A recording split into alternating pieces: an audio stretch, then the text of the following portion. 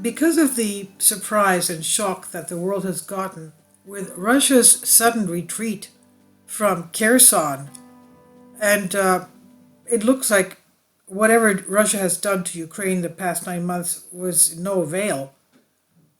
People are wondering, the West is wondering what is going on.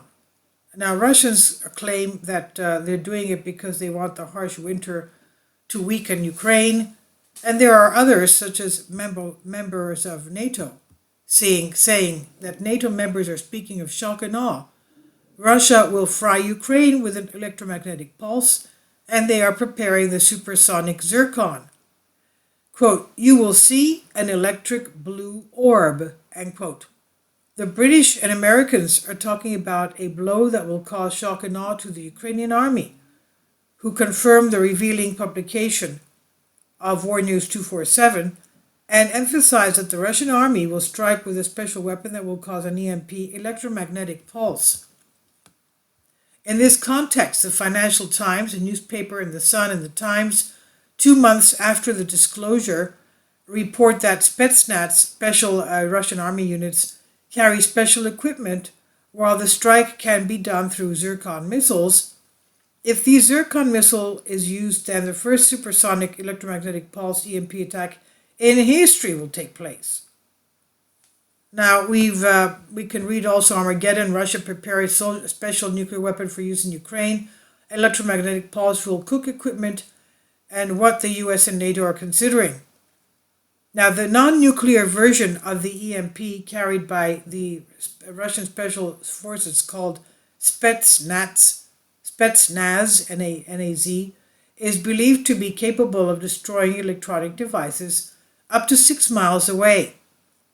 A relatively small nuclear EMP, easily deployed at high altitudes by Russia's supersonic Zircon cruise missiles, might not destroy any building or do away with anyone, but it could permanently disable electronic circuits across thousands of square miles of Ukrainian territory. Electromagnetic pulse, EMP, and we can see that what it looks like from the diagram. They've given us how it works. One electromagnetic pulse could be delivered to its target by a Zircon hypersonic missile launched from a ship or an aircraft. Number two, the switch connects the capacitor to the strator, creating an electrical current, creating an intense magnetic field.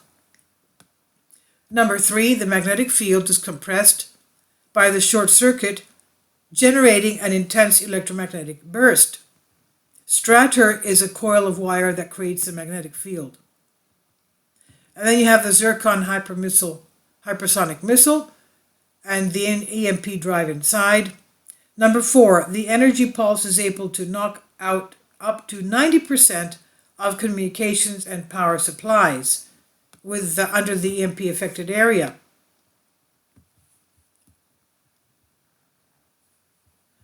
Now, so far, Russian threats and escalation against Ukraine have largely been interpreted as veiled reference to the use of conventional nuclear weapons, but there is another weapon that the Russian leadership may be considering, the regular electromagnetic pulse known as we say, EMP Pulse, EMP.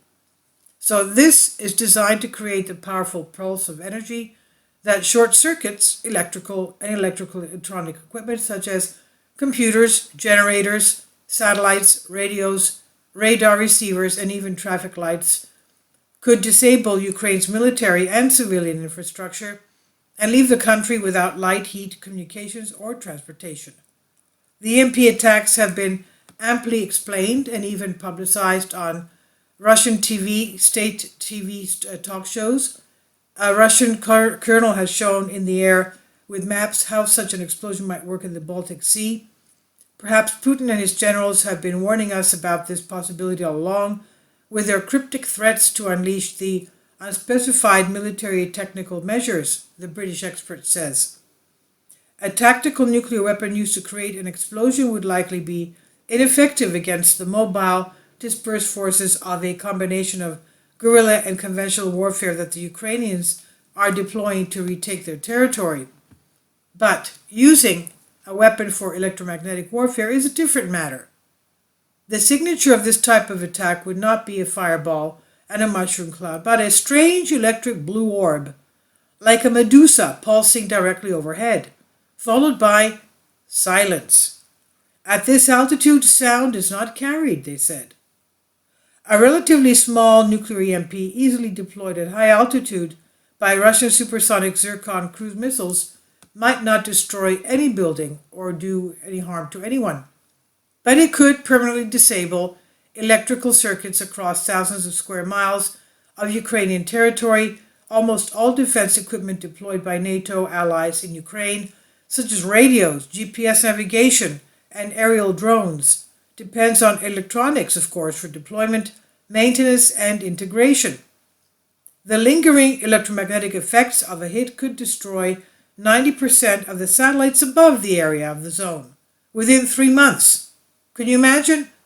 Oh my goodness, there go the Starlink satellites that were helping Ukraine. So the lingering electromagnetic effects of a hit could destroy 90% of the satellites above the affected zone within 3 months. However, Russian intelligence operations on the ground are also likely to be affected. The US and its allies are by no means ignorant of the dangers of an EMP, and most military equipment has some degree of built-in defense against this eventuality. But a strike would create a new battlefield that negates the superiority of NATO's intelligence systems. In Kherson, for example, a tactical EMP could disable the systems that operate the area's dams. It could clog highways and bridges with miles of vehicles and leave the civilian population scrambling for food and heat. In the aftermath of a successful EMP strike, Ukraine would have to cease fighting to replenish its damaged arsenal. Putin could, in the meantime, rebuild and resupply his forces and seize the newly depopulated areas during a spring offensive. What is perhaps most troubling is that Russia and NATO have such different approaches to these weapons.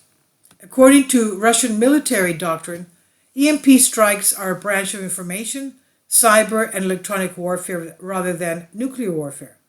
This lowers the bar and may make EMPs even more enticing to Putin's strategies, because it's not considered nuclear warfare. What NATO should do and what the British say. First, we must warn Russia that an EMP strike against Ukraine would cross the nuclear threshold and trigger a collective defensive response from NATO. The unforeseeable effects of downwind dispersion on the Earth's atmosphere, environment, satellites, and populations should be sufficient ground for invoking Article 5, the Alliance's Collective Defense Clause. Second, we should help the Ukrainian military prepare. We should support them in conducting EMP exercises with the participation of civil authorities. The Ukrainian people must be educated on how to mitigate and overcome such an attack. Well, what can they do about it? What can the people do about it? When you see this blue orb without any sound above you, stretching out like a Medusa arms, it's too late. It's too late, baby. It's too late. So the Ukrainian people, they say, must be educated on how to mitigate and overcome such an attack. This is unbelievable what's happening in our world today. I just can't believe what we're hearing every single day. It just gets exponentially worse. So they have to be educated on how to mitigate and overcome such an EMP attack, including by stalking analog radios, flashlights, and batteries. Preparation, fortitude, ingenuity, and self-reliance are already qualities by which Ukrainians have distinguished themselves in the war. So there's no one else to. I shouldn't laugh. They're saying each man for himself. Fortitude, preparation, ingenuity, self-reliance. Each man for himself. Finally, we need to reconsider our goals. If Putin is indeed considering the use of a tactical EMP, then what is at stake is not only the freedom of Ukraine, but the very future of war. If we bow to the Kremlin's nuclear blackmail, there's a risk that other countries will follow suit. China and North Korea already have EMP capabilities. The situation in Ukraine offers a glimpse into a potentially more dangerous and uncertain future. We cannot afford to lose this match. Spetsnaz forces were equipped. Russian Spetsnaz forces in Ukraine are equipped with a weapon that allows them to knock out all electronic devices within a range of 6 miles or more. British and American experts believe and may be ready to use this. An electromagnetic pulse, an EMP strike, would disable Ukraine's civil infrastructure and smash its ability to defend itself like a hammer, experts say. Such strikes are usually carried out using a low-yield nuclear explosion in space to create an electromagnetic pulse that short-circuits all unprotected electronic devices. The range of the hit is proportional to the height of the explosion.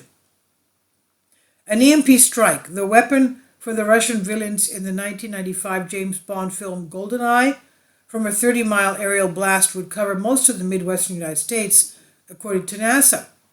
A blast into space at 120 miles would cover most of continental America. The Kremlin has also developed non-nuclear EMP munitions that have a more targeted effect. Russia has a number of non-nuclear EMP munitions that could be launched from the ground using specialized projectiles, said Justin Bronk, senior researcher at the Royal United Nations Institute RUSI think tank. Some Spetsnaz, special Russian forces units operating in Ukraine, carry these weapons, he said. EMP strikes leave very few visible traces, so it's hard to know if one has already been used. A non-nuclear attack of this kind is not considered a significant escalation, Bronk said, and could be used without the risk of provoking a direct confrontation with the West. In July, Russian state media boasted that non-nuclear EMP missiles had increased their range to 6 miles after a series of tests over the summer. President Putin has already sought to disable much of Ukraine's critical energy and water infrastructure through cruise missile strikes on hydroelectric plants, substations, and thermal power plants across the country. A nuclear EMP strike would do the same, but on a much larger scale, said Francis Tusa, a defense analyst and former nuclear artillery officer. He said Russia has already tried to make Ukraine as uninhabitable as possible ahead of winter, so I'm not ruling out the possibility of an EMP strike as part of what appears to be scorched earth policy. There would be no widespread loss of life in this case of a direct nuclear attack, but a nuclear EMP strike would still be seen as an act of major escalation and would likely provoke a response from NATO. The destructive effects of such a weapon are also difficult to contain and are likely to affect the infrastructure of neighboring countries, including NATO members. Thomas Withington, an electrical warfare expert at RUSI, said the West had long viewed an EMP strike as a prelude to the major nuclear attack, and its use in Ukraine could be interpreted by NATO as a push for more lethal nuclear attacks, thus forcing them to intervene. Withington says, I think the big danger for the Russian government is that once they have a nuclear EMP detonation, they risk losing strategic control of the situation, as they cannot know for sure how the international community, and most importantly NATO, might act.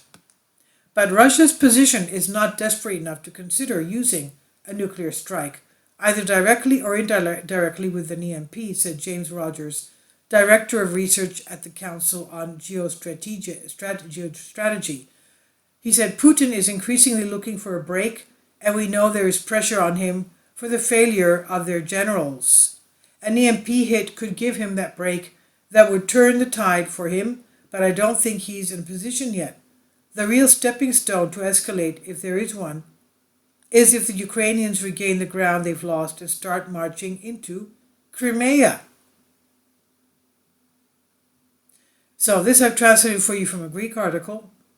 You see developments are happening very quickly. By the hour, I would say. Please leave your comments and thank you for your support. Kindly support my Patreon account. The daily posts are 5 videos daily, and they are totally different from what I have on my YouTube channel. Thank you so much for your support and that you find all my content so interesting. You'll find the Patreon account details in the description box below.